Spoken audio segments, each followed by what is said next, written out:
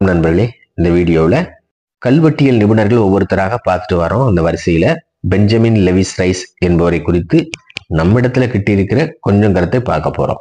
Benjamin Lewis rice, அதாவது BL rice, இவர் மைசூர் வரலாற்றின் தந்தை என்று அழைக்கப்படுபவர். புகழ்பெற்ற கல்வெட்டாய்வாளர் பெஞ்சமின் லெவிஸ் ரைஸ் இவர் மிகச்சிறந்த கல்வியாளர், தொல்லியல் ஆய்வாளர் ஆவார். இவர் மைசூர், கூர்க் ஆகிய பகுதிகளில் பொதுக்கல்வி டைரக்டராக பணிபுரிந்தார். பின்னர் தொல்பொருளியல் ஆய்வுத்துறையின் இயக்குநராக பணிபுரிந்து சாதனை புரிந்தார். கிபி 1875 மைசூர் பற்றியும் குடகு பற்றியும் 2 தொகுதிகளை கொண்ட கெசட்களை வெளியிட்டார். அதில் மைசூர் பற்றிய புதிய வரலாற்று செய்திகளை தெரிவித்தார். பொதுவாக ஹைதர் அலிக்கு முன்பு மைசூருக்கு வரலாறு எதுவும் கிடையாது என்றுதான் கருதப்பட்டது அதுவரையிலும். ஆனால் BL ரைஸ் ஆதாரங்களின் அடிப்படையில் மைசூரின் வரலாறு கிமு 3ஆம் ஆண்டிலிருந்து தொடங்குகிறது என்பதை தெரிவித்தார். மேலும் மலநாடு என்ற பகுதியானது கடம்பர்கள், கொய்சாளர்கள், விஜயநகர அரசர்கள் ஆகியோர்களின் நடவடிக்கைகளின் முக்கியமான இடம் என்று நிரூபித்தார்.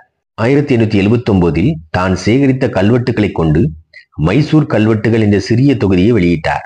1884 இவர் தொல்லியல் ஆய்வுத்துறையின் டைரக்டராக நியமிக்கப்பட்டார். இவர் மைசூர் மாநிலத்தில் இருந்த கல்வெட்டுகளை எல்லாம் முறையாக படியெடுத்து அவைகளை பற்றிய செய்திகளை கல்வெட்டு தொகுதிகளாக வெளியிட்டார்.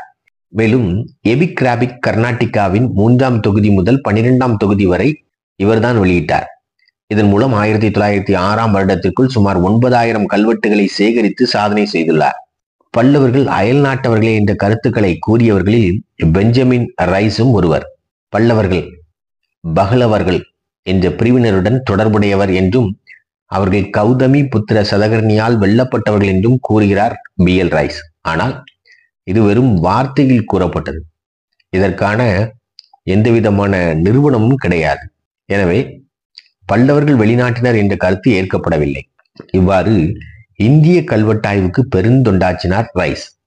தனது கல்வெட்டாராய்ச்சியை மைசூர் மாநிலத்தில் அதிகமாக மேற்கொண்டு மைசூர் வரலாற்றுக்கு பெரும் சேவை செய்துள்ளவர் BL ரைஸ். எனவேதான் இவர் மைசூர் வரலாற்றின் தந்தை என்று புகழப்படுகிறார். நன்றி.